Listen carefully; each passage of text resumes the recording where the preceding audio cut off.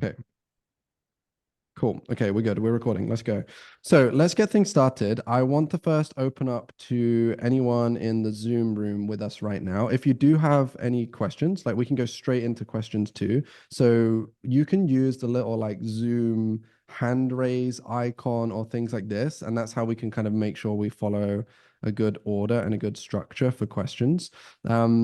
Before we take someone from the floor, though, I do have like Taz, we actually have a couple of questions from our side too that we would love to ask at some point throughout the session and start with. The first one, I think this is more of like a wider question, and Kushbu asked this too, and I'll bring Kushbu up in a second also. But what are some proven things that you are seeing consistently help to drive more conversions on B2B landing pages right now? What are like, let's say, two or three things that you think a lot of people often forget about and should be focusing on like right now?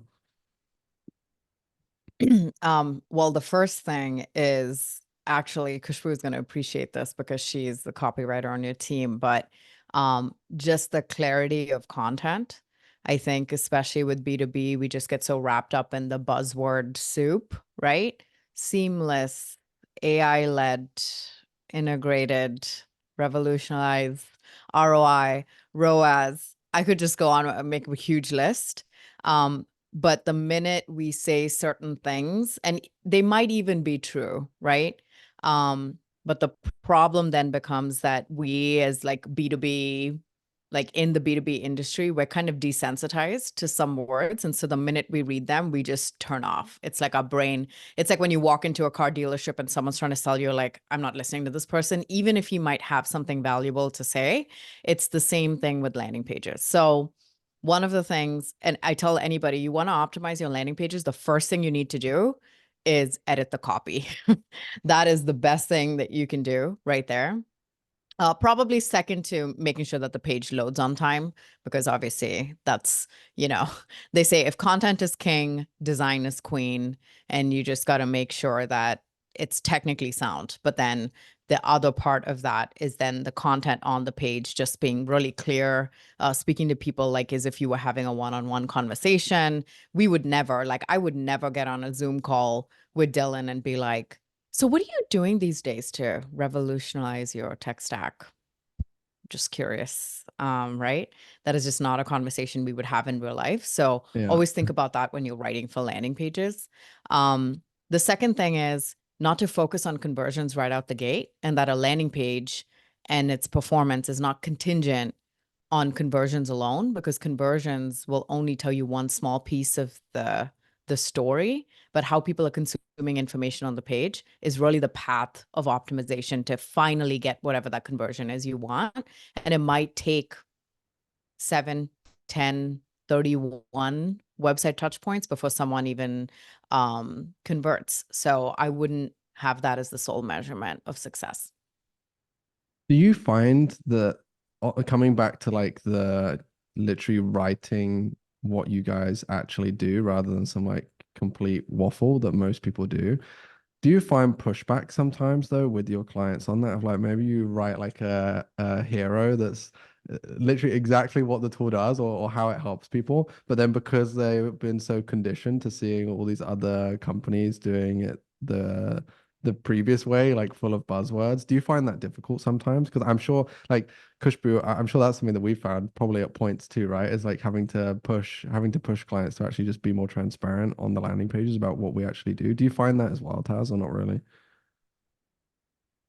Not so much with my clients, and I'll say that's because I get most of my business inbound on LinkedIn, and it's Right. something that I talk about a lot. And so they're already pretty in tune with my POV by the time we have a conversation. They're like, "Oh, I've been following you for a while. I totally agree that we need to do things a little bit differently." And I think the part that disarms them a little bit is that I'm not coming in and redoing their main website where there's going to be a lot of eyes on them. We're doing a set of landing pages, which in essence, as a whole, is a variant, right? Like we're having this little microsite where they get to test whether what I'm saying is full of shit or not. And so we get to test this small isolated sandbox where we play with clarity of messaging, a different experience than they have on their main website. So they're a little more apt to do it that way because I'm not coming in and saying, let's redo your entire website with this totally different new way. They get to get the data first, bring it to their leadership and stakeholders, and then make some of those changes on the main website. So it ends up being a little bit better that way. But I sometimes it's funny because when they review, I mean, I do it too. We're so conditioned, right? Like I'm undoing 15 years of learning. And so, but they're so conditioned sometimes that in the review process, they'll say something like, we should reword this to say seamless or something like that. I'm like, should we though? Right. Like, do we say that? So sometimes some of that coaching happens before we even create the landing pages, where when I'm walking them through the process, I'm going to say, hey, there are some things that I do. So speak now or forever hold your peace. And one of them is, I will not write above an 8th grade level. So my mother-in-law should be able to come to the landing page and be able to somewhat understand what you're able to do. And seamless is not in her vocabulary. And she's not the target ICP. I get it. But we should in some way be able to tell someone what we do. You meet like someone who owns an auto body shop and you're like, hey, what do you do? Oh, I own a car repair shop. Okay. I understand that. I get it. My 5-year-old would get it. Their target market would get it. Everybody would get it. And so it's just some of those things I try to set the stage for before and I give them examples. So I pull up existing workspaces. I'm like, here are some landing pages I've done for other clients. This is the language I write in. If you feel like there's not going to be a lot of buy-in, let me know.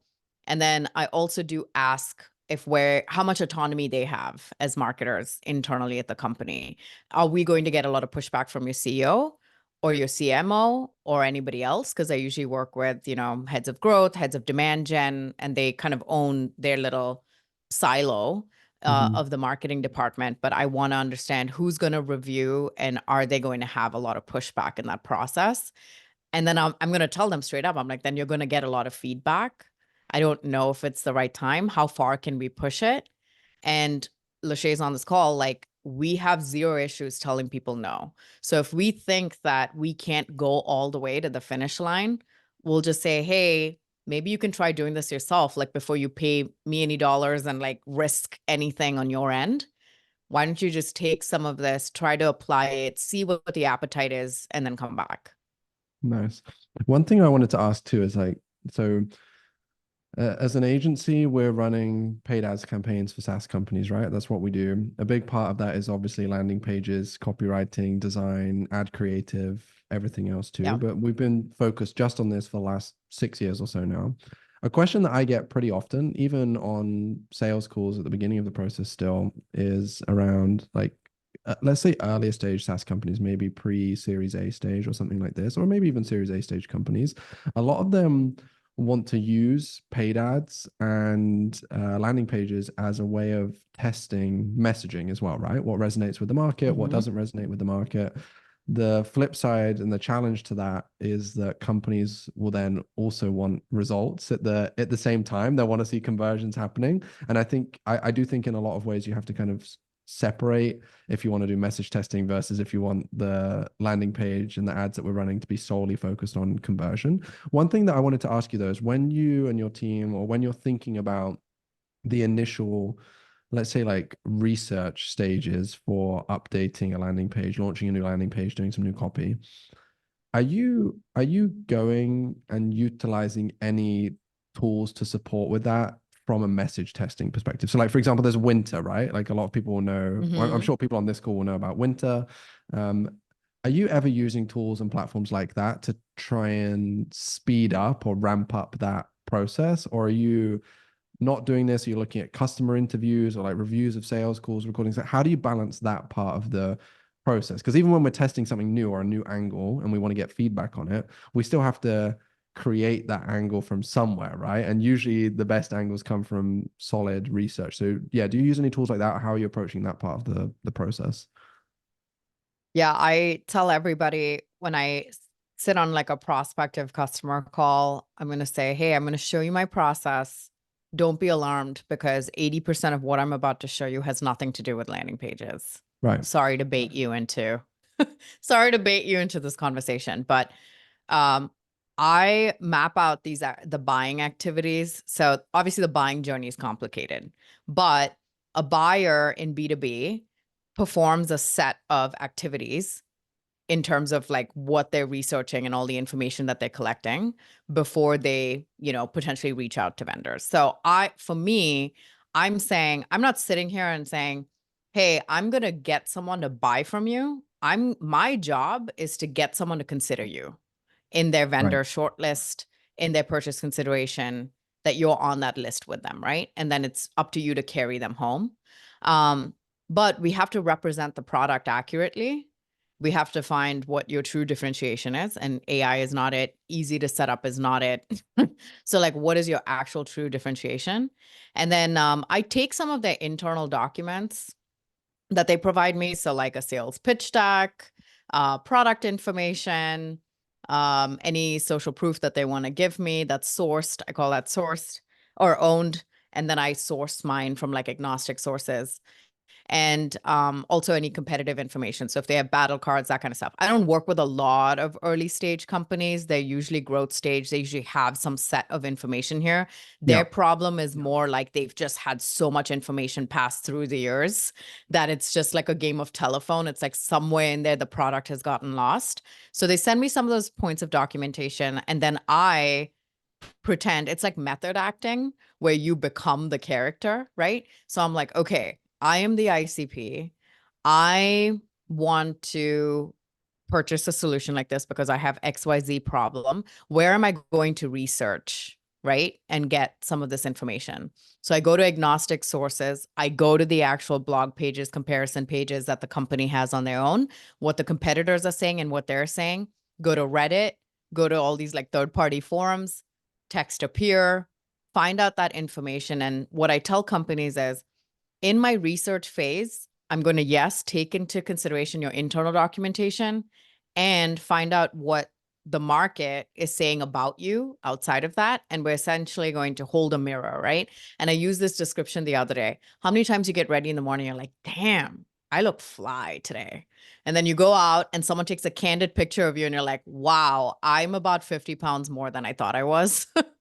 And so at that point, you're like, ooh, I don't look as great as I thought I did, right? And so you're trying to like marry those two images and kind of meet somewhere in the middle where you're accurately representing your product and marrying it with the perception that the market has about you and how you combat those things, right? And so we put this research all together in what I call like a buyer's journey map, where we're outlining all of these different activities. That's the piece I get alignment on more than the landing pages. So I have people internally review. It might be product marketing. Usually that's brought in. We have someone, typically in sales or customer success that will look over some of the customer key points. And then from that, we derive some of those like value themes, differentiated value themes as well. And those are the things that end up on the landing page. So a lot of it is like research heavy. I have talked to Winter Yeah. directly about how we could incorporate some of their process into mine as well. And so I think they're like kind of working on a partnership program where we could kind of offer that up as part of our research, and say, hey, let's just run some like message testing on these like new value themes that we've derived from here and actually see how people are responding. My thing is obviously it's an additional cost, and I'm trying to keep costs generally low just because marketing teams today are operating with very lean budgets and team sizes and things like that. Winter's not expensive. So maybe going through us, it could be like you get one $800 study or something like that to kind of help. However, I will say one thing. What people say they do and what people do are two totally different things. And so sometimes the information you're going to get is how people are interacting on those pages once you actually see it out in the wild, right? Hmm. Because they can be like, yeah, I'm a smart executive and this is what I actually think about this value proposition. You put copy in front of someone, they're going to critique it. Like that's just the natural, like human way. But then when they're actually on a page and they're actually in that consideration set, the emotions that come with the problem that they have, they're going to react a lot differently than someone you're surveying for study that just doesn't really have any skin in the game. Yeah, So that that's a couple of consideration points. that's a really good point too, because like I'm also sometimes I get sent messages from Winter to be like a user to do a test myself. And Yeah. I actually Yeah. like the last time I did one, I was walking my dog in the park and I did it on my phone. And it's like I still, of course, gave like serious answers and I was reviewing it, but you're totally right. Yeah. Like the experience of whilst I'm walking my dog in the park, spending like 15, 20 minutes looking at some copy on my phone and a page on my phone versus if I'm actually in the market for that software is going to be completely different. The Winter thing too, I Yes. find it interesting because we've known about them for a long time because we like CXL were a client of ours towards the beginning of our journey, and Pep, the founder there, founded Winter, so we've known of them for a while. I do think it's a good starting point or a good tool for some people, Yes. depending on the situation. For us, it's like trying to do it at scale is challenging because of the costs associated with that too, right? Because it's like if you're trying to do Yes. that for 5, 10 landing pages every single month for 30 different clients, it then starts to add up pretty significantly. I think for maybe, I don't know, maybe I don't think the stage matters, but if it's like a founder is on this live session or on this call or something and they have a hunch about their homepage messaging or something and they just want to get quicker answers about it and maybe they don't have a audience on LinkedIn that they can ask for feedback or something, then in those cases I think it can be super powerful as well. I know, so right now we have around 35 people watching us live on LinkedIn, which is great. We have maybe 13 people in this Zoom room, it looks like. So would love to encourage you guys to ask questions. If you're on LinkedIn, just put the questions in the chat box on LinkedIn. If you are in the Zoom call, like feel free to either just unmute yourself immediately or like put your hand up. Is there anyone here that has anything they want to ask? It can be about landing page, it can be about anything. Um, I'll just wait for a second just in case because I have like we have a bunch of questions prepared if not, but I want to make sure like normally the best thing about these sessions is like anyone who's here can truly use the time effectively. So I don't know, anyone have anything they want to run through? Okay. Seems we have quiet crew in the Zoom room today, which I is want to fine. add one thing about the Yeah. winter piece too, where I Yeah. think that a really strong use case for them is I've been internal on teams when we come up with those like state of reports where we're trying to collect those statistics. And it's like an all year project.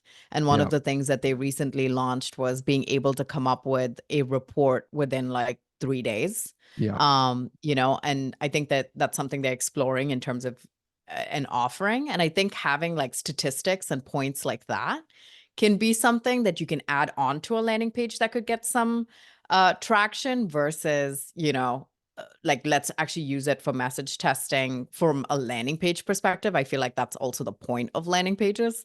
So if you're just looking for like, is there a need for this product in the market? What have you seen or something like that? You're trying to get those statistics. I think that's when it's a little more helpful as well to be able to utilize a winter survey for scale. You know what I Yeah. mean? Something you can use repeatedly across. Yeah, I was pleased when they started doing that too, because at the beginning it was like you do a winter report and you get like all of the input, but then actually I found for a marketer, if they already have a bunch of stuff to do, then dissecting like 25 different responses is also really challenging to like pull out the key takeaways. Okay, we have some questions coming through on LinkedIn, which is great. So let's do the first one from Ranudi, who's product marketing and growth at Valaris, and she has said, okay, yeah, this is an interesting one. What happens if you've got multiple comparison pages, but only one is converting, even though it's largely the same copy?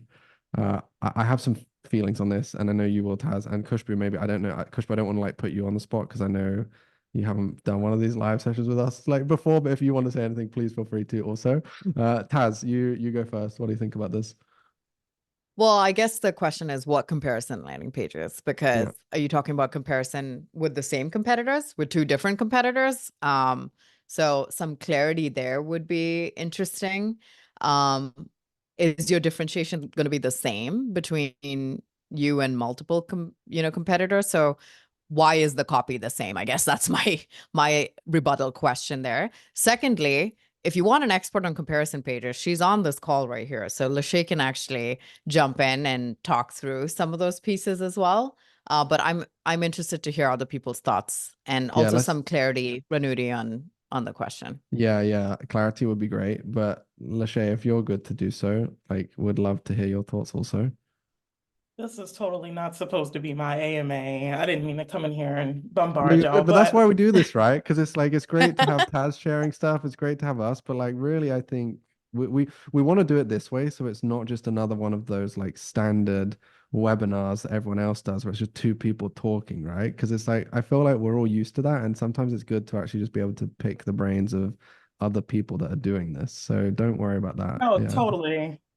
Yeah, so I mean, what I see from comparison pages, so like if you have two different comparison pages, one is converting and one is not, what I would ask, first of all, is it a comparison page in a sense of it's a landing page, or is it a comparison blog? So the difference is one is sitting on the blog, it's getting organic traffic. The other one is kind of like, as Taz said, kind of like in a sandbox type of environment where you're just, isolating it, running paid ads to it. My question would be very similar to hers. It's like, are you competing against the same competitors? Are there different differentiations? Like, is it the same use case? Like, so the bigger question is more of like, again, is it on the blog or is it in a isolated environment? Or are you competing on the same use case? Because you can have two of the same comparison pages, but they convert differently depending on who you're talking about as it relates to your competitors and also the current use case that you're talking about too. So it would be great to get some clarity there. But typically what I see is like a lot of the times it does depend on the use case. It's very seldomly that I see two different comparison pages that don't convert in a sense of like, we're targeting the same competitors, same keywords, same use case, all that stuff. So there's a delineation somewhere between these two pages. And I think getting specific with that and figuring that out is going to help guide us in the right direction with getting that answer. Okay, we have a couple follow-ups from Renudi. One said, four comparisons across four different competitors, minor tweaks to each one, highlighting our biggest differentiation against each competitor. And then after that, she said, it's a landing page we're running ads on, competing against competitors, same use case, Google ads, roughly same amount of traffic. Just to play devil's advocate too, one thing could be like you might actually just not be that attractive to one of like to a user of one of those competitors. You might be more attractive to the user of the other one, right? It's like just because one is converting really well, that might just be the users of that tool are much better suited and more interested in yours than the others. That's also something to bear in mind. But yeah, I don't know if that extra context gives you anything else you would like to add or not. Yeah, I'd say be careful because a lot of times I see companies trying to compete with bigger solutions. And the thing is, it's like you can, so again, Taz and I work with a lot of like growth stage. Some of them, a lot of them are actually horizontal, but the thing is, it's like if you're competing against a larger solution, you're fighting an uphill battle if you're not, again, focusing on your specific use case within that larger solution, right? So you can't just say, oh, I use the like Pipe Drive versus Monday example because they have a lot of the same overlap. But it's like Pipe Drive does something very specific versus where Monday does all these different things. But it's like if Pipe Drive wants to compete with Monday, they need to compete on a specific use case. So what I would do is I would just like go through, double check, make sure that these other companies that you're competing with, again, just like be extra vigilant, make sure you're competing on a use case where your features and capabilities and all that stuff can actually go head to head with them. Another interesting thing too is if you do see something that's converting on the paid ad side with a comparison page, you roll that information back into the organic side. And I'm not sure if Taz is gonna like touch on that, but that's something you can do too. And it's a way to get paid in organic to kind of talk to one another too. Yeah. The one thing I would maybe add to is like the initial Kushba, I'll let you go in a sec. The other thing was when Ranudi, when you said in your follow-up, like four comparisons across four different competitors with minor tweaks to each one, highlighting our biggest differentiation against each competitor. That probably shouldn't just be like, I know we can't see the landing pages, so we're obviously just going off of not a ton of context, but like that should be the biggest thing that's different. That shouldn't be like a minor tweak, right? So I would also maybe, I don't know, if you want to send us the pages after or something, we can all look at it together too. But that's like the key thing that matters the most. That shouldn't be minor, but maybe I've misunderstood. that. Okay, Kushbu, what do you want to say?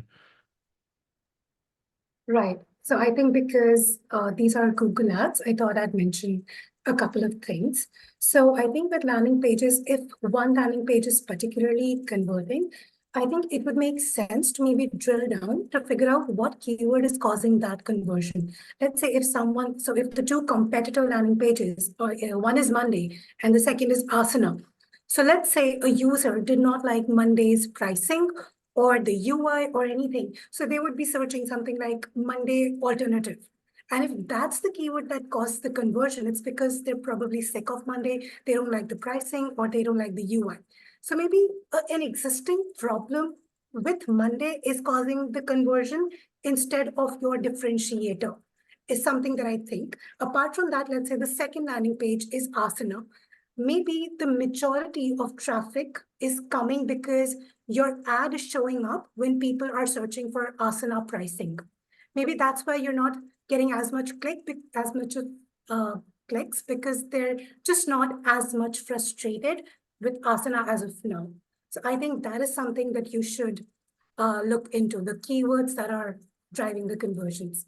Yeah, and that's a really good point. And I know this next part is going to depend on the scale of the volume and also on your spending in your ads account. But like something that we try and do for our clients, depending on those things, is sometimes one competitor alternative page isn't enough. You can have like different types of alternative pages for different types of keywords. And I think that's something that, like Kushbu, I remember when you like introduced that line of thinking to our like strategy plans and everything for clients a while ago. It was kind of like, oh, why did we not think of that already? Like it seems so obvious on the surface, but I think that's a mistake that a lot of companies are making when they're running paid search at any kind of scale. Is like they, as you said, they have the same alternative landing page, but for two, although there's only one word difference in the search term, they're two drastically different use cases when that does happen. And I think maybe if you have an agency running your ads and they're not breaking those things down, or sometimes people just like don't even look at that much depth. They just see, oh, we have this competitor comparison keyword, but they're not looking at what the actual search terms are and what's converting and what isn't. So yeah, that's also a really good point. Okay, we actually have quite a few questions now coming in, which is great. So again, anyone in the Zoom room, if you want to ask anything, I'm giving you priority like 100% because you're here and you can just ask the question. So please feel free to put your hand up if you want to. But in the meantime, I will take Manank. I know we had a bunch. I can see them all. Who was the first one? Maybe I see there's one from Pranav that seemed like it was a while ago. Maybe I'll take that one first. So Pranav Batra says, hey, I'm in the management consulting industry, M&A advisory, where the only main conversion is a form sign up for a service or a webinar download in most cases. And then he said, sorry, I meant white paper download. Do we focus purely on content and education on our landing pages? I don't know, like we might need longer stuff and more context to answer that, but I don't know if that triggers any thoughts for anyone. If not, I can ask for more context from Pranav because I'm not really too sure. I don't see anyone like wheels ticking, so we can maybe come back to that. I don't know. Tas, does that mean anything for you? Yeah, I mean, I don't do a lot of like white paper webinar type landing pages. I feel like marketers have that pretty down pat. You can almost treat it like a B2C landing pages where now conversions are telling, right, as a positive or negative signal. It's just what happens after that. Do not follow up with them. They are not ready to buy. They just want the piece of content or they want to access the webinar, right?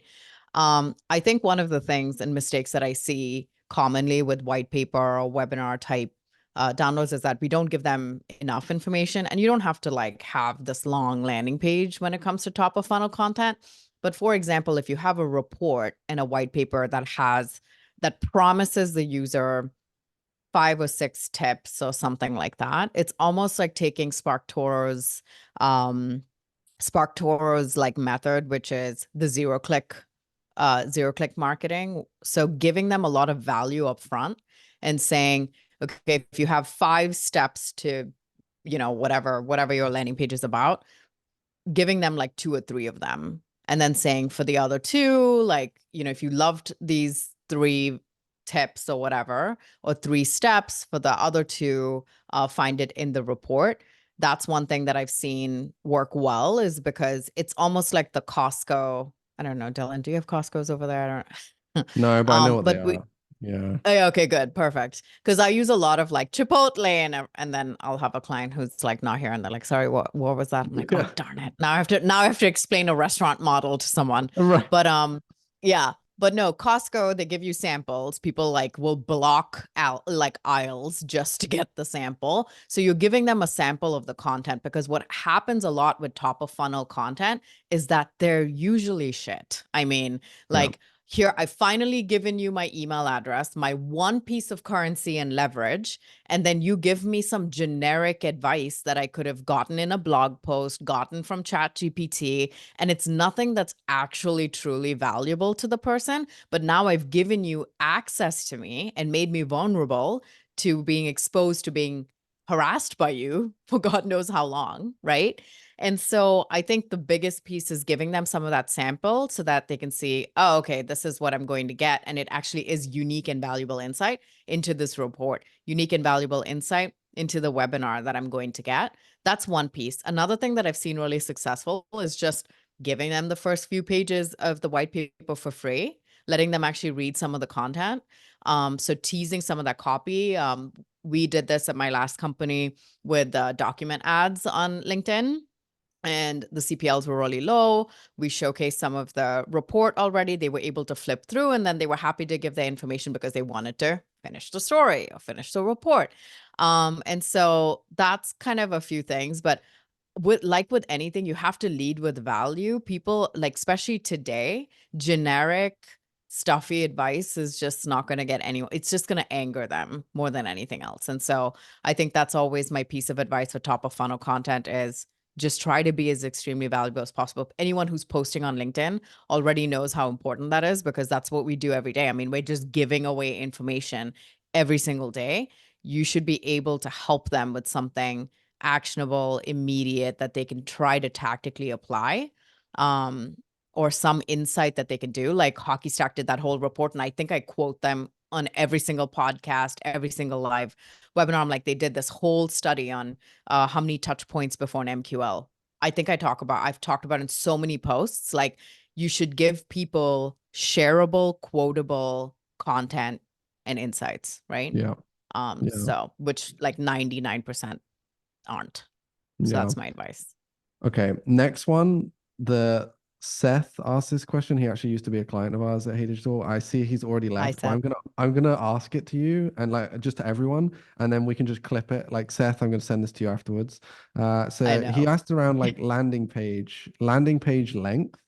Like what he didn't specify any more than this, but I know this is always a question of like, how long should a landing page be? What should I include? What should I not include? I know we can't answer that directly based on like no deeper context, but I'm curious, like maybe what you've been playing around with or experimenting with recently when it comes to like lengths of landing page. Because I think I couldn't find it, but I'm sure I saw a question from someone else about that too earlier on in this session around like how much do we just keep overloading with information and how much do we like try and just make it enough to pique people's interest? Because I know there are also two different schools of thought on this, right? There are some marketers who will 100% be in the park of like, hey, we need to give them everything, and like, why would we not do that? And then there are others who really want to hold things back. So yeah, what do you think about that? And also happy to open that up. Like Kushba, if you have anything you want to add, Lachey, like anyone else on the call, if you have thoughts on this, it'd be good to hear some different opinions, I think. I think with B2B, because it is so information and research heavy, I would lean more on giving them more information than less. However, that what ends up happening on most B2B landing pages is that they do this like feature dumping, right?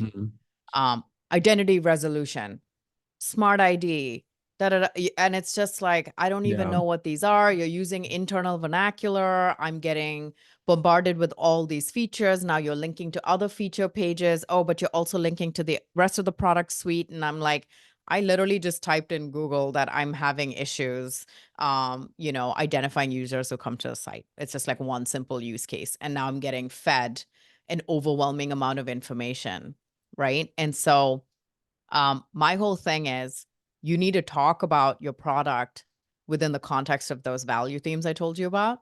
Yeah. And so, you know, talking about features in the context of a story, because stories actually resonate with people. And that's where that 8th grade level also comes in, which is like, there are studies that's like, no matter if someone's like a freaking robotic engineer or like, you know, a server, they both respond and retain information best at 8th grade level and below. So that's something from like a copywriting perspective that's so important. So that's the biggest thing is when I look at pages, I'm like, there's far too many blocks on here. There's far too much redundant information.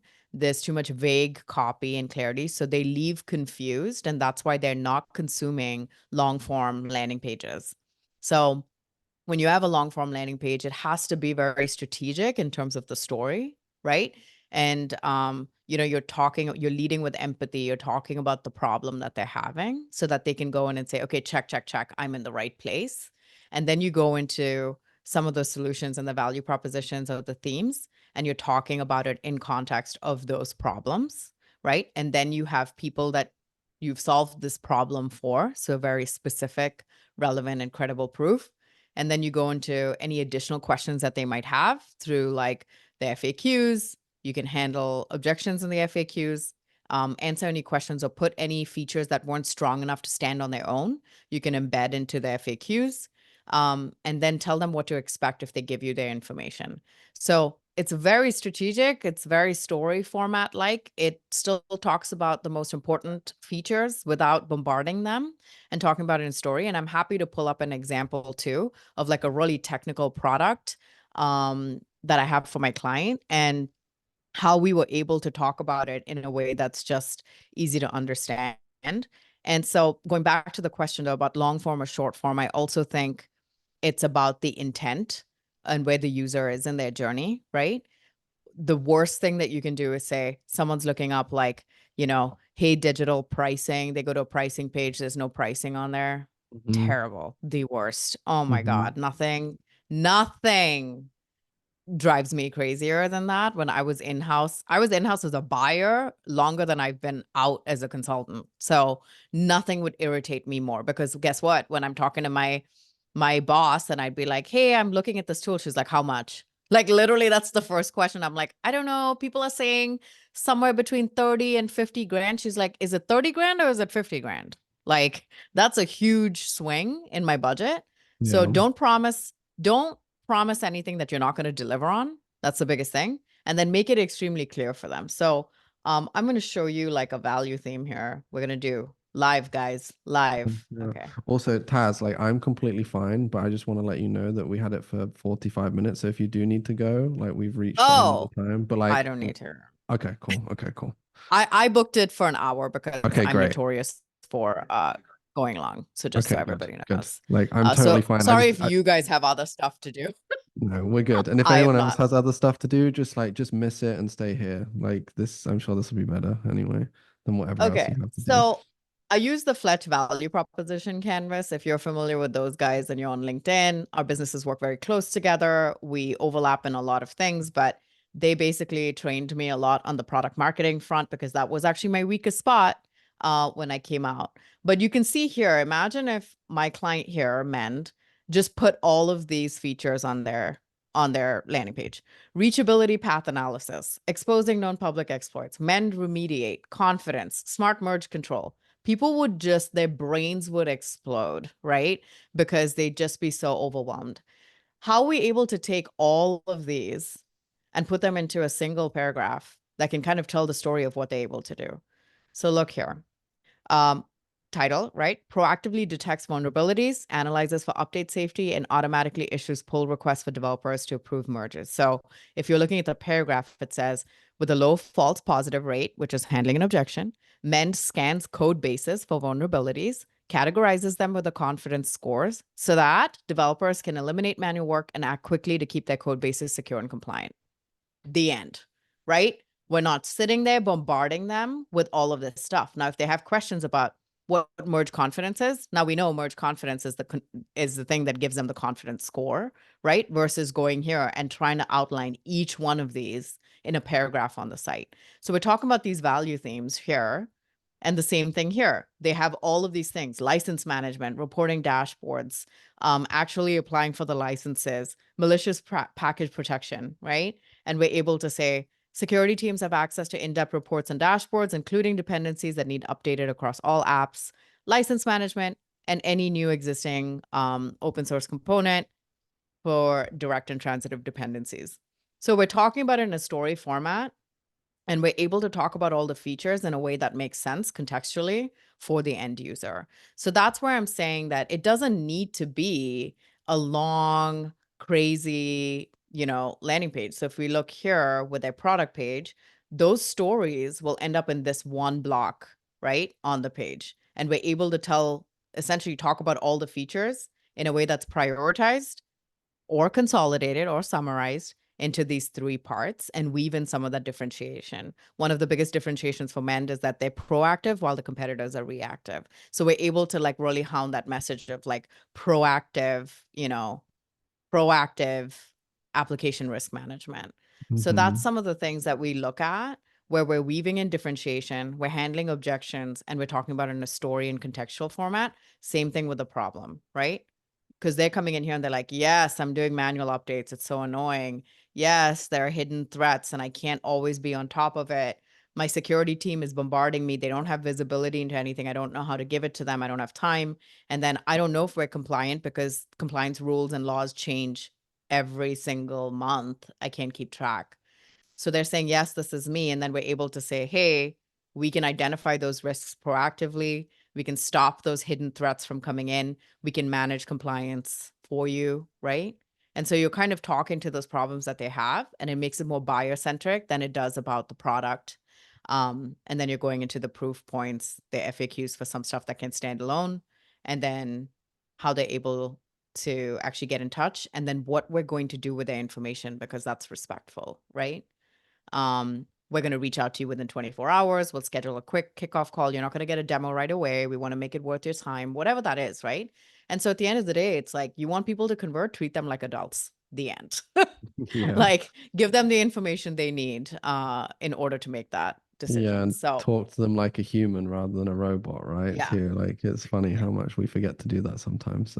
Okay, I think I also want to ask you this because I saw in one of the comment sections when we were promoting this session, and I can't remember if it was yours, if it was ours, somewhere, and then I saw today this just got announced too. I saw Dave Dave Gerhard was talking about this new event that he's doing that you're being involved with, this website teardowns event. So I'm not going to ask you to do too much about that, but one of the questions he asked in our comment section was I think he said something along the lines of, if you were going to tear down the Exit 5 website, page, what would you say? I don't know if you're going to do that as part of the live thing that he's doing, because I saw you were a speaker on this or not, but I feel like it would be silly of us not to ask you that question or something from it when we had it in the comments section for this live session, so how do you feel about that page?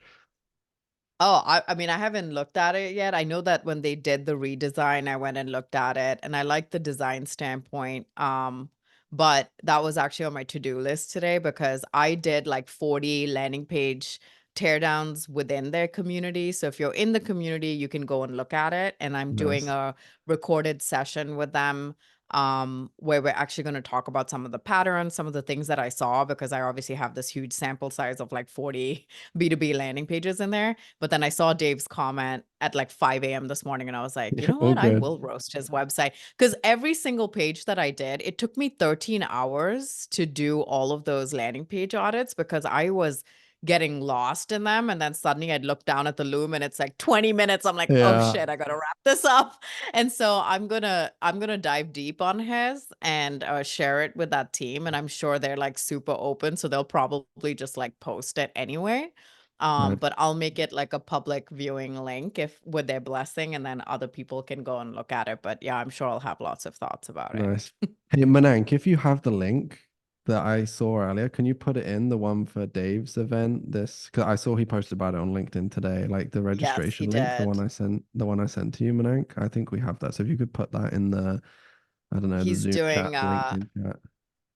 for those that don't know, he's doing an ultimate B2B website roast. And I actually messaged Lachey this morning. I was like, I had no idea the extent of this event because I went to Drive in Vermont and one of their team members just pulled me inside and said, hey, we're going to do this live session with like landing page teardowns. Do you want to do it? And I was like, yeah, cool. That sounds great. And then suddenly I see this whole launch and I'm like, oh, they've got like 15 experts. They've got all these giveaways. And I was like, oh, so I messaged Lachey and I was like, wow, I had no idea that it was going to be this big circus. The pressure is on. They have this whole like landing page about the event and stuff. So anyway, I'm Yeah. excited. I'm just a very like wing it, go with the flow person. So I actually kind of like surprises and I like the unexpected. So we'll just do it. So Yeah, Manank just shared the links. Over $70,000 in prizes, apparently. Also, I think someone's gonna get yeah, like a I know new site or I something had like no this. idea it was this big. I didn't know if it was like a sponsored thing. And I was like, Yeah. oh, they're gonna pay the speakers, like, hey, Yeah. hi, expert here, I no, s- I'm just kidding. I see also it seems like Fiverr Pro or maybe one of the sponsors for this or something. And I've seen that they're doing a lot more content with like LinkedIn people now. Because I think we're working on a post like for Fiverr Pro right now for my profile too. So Oh, I think they must be like reaching yeah. out to a bunch more people at the moment, which is very, yeah, very interesting. Okay, we're nearly an hour too. So maybe let's do this. Like I think if anyone is here, they know how to find you, of course, already. But Yeah. is there, I don't know, any like parting information you want to share or anything that you're working on that's interesting right now? Or I don't know, anything you want to say before we wrap up? If you, I'm a big advocate for like giving away information because I talk about my business just being really a lifestyle business and not a grow at all costs. I'm very like traumatized by that. The problem with that is that I have very few boundaries. So when people ask me for advice, I just give it to them via the DMs. But I also organized all my posts in this like landing page and website resource hub. I've had clients before they become my clients say that they just like went through every post there and found all of these tips that they were able to implement. And so that was like my kind of Costco sample thing where I'm like, okay, I feel like I'm giving the same advice over and over and over again. So like just go sign up for that, get it. It's free. It's updated every week. With all of my posts in there, you can search and like sort and do whatever. And so go forth, conquer. I don't, my thing is like, I also take very limited spots per month. So like I'm not worried about, like, oh, how I gotta get 15 landing page engagements this month. I was like, I don't care. So just do better B2B marketing. That's all I want. And yeah, and I just want to have fun on LinkedIn. So just add me and troll me back in the comments. I love that stuff. I feed off of it. And if you have any questions about landing pages though and website stuff, please send it over. I read this book many, many years ago. And I think it's like the gift of giving or something. I'll send it to you guys, but it was very much about just being in service to everybody, regardless of if they can help you or not. And while that doesn't help for boundaries, it does help build really good relationships. And so I hope I meet a few of you and get to build those relationships. So Awesome. Yeah, thank you so much. And thank you for spending your time with us. I really appreciate it. yeah. Thank you for everyone who joined in Zoom, also on the LinkedIn live as well. I'm looking forward to doing one of these again soon. And for anyone who like asked questions, shared advice, I really appreciate it. Thank you. Let's make sure, I mean, I'm sure we're already connected because that's how we're here. But if we're not, make sure to do that. Any questions, fire away. But yeah, Taz, thank you so much. It was really great. I really appreciate you and your time today.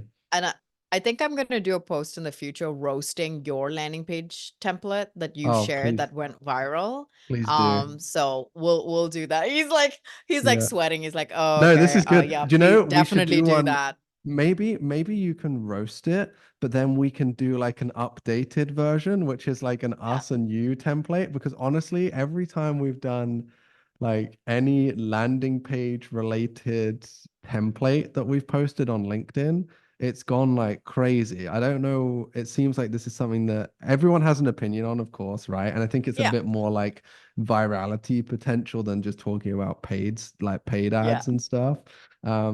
But yeah, hey Taz, like I feel like I can't really do this with you because you seem so nice. But like I've wanted to start like a fake beef with someone on LinkedIn for ages because I think Oh, like YouTube style beef could go so like when Adam Robinson did this with yes. Sixth Sense, like I don't and some other people. I'm almost certain some of that wasn't real. And like Manank and I were joking about this before, of like, hey, we need to find someone that we could do this with where it doesn't become like a toxic thing and it's kind of fun, right? So maybe we just do that. Maybe you just Yeah, rinse our I landing would page love. and we can go from I there. mean, Yeah. Lachey knows I try to start beef with someone every week, but it's like Kaylee. I wrote a post about my beef with Kaylee. I don't know if you saw that one, but like Kaylee Edmondson is like the sweetest person in B2B. And I was like, I got beef with her, but it was just like a huge post just complimenting her basically.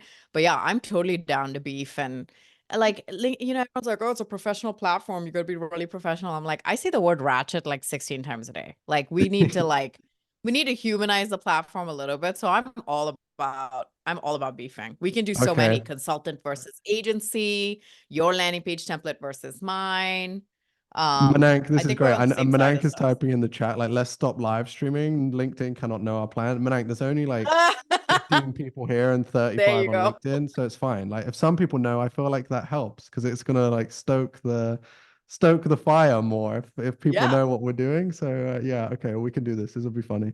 Okay, thank you. Amazing. Thank you so I'm much for your excited. time. Thank you everyone for joining. I hope you have a great Of rest of course. your week and see you all again soon. Thanks everyone. Bye. All right. Thanks, guys. Bye.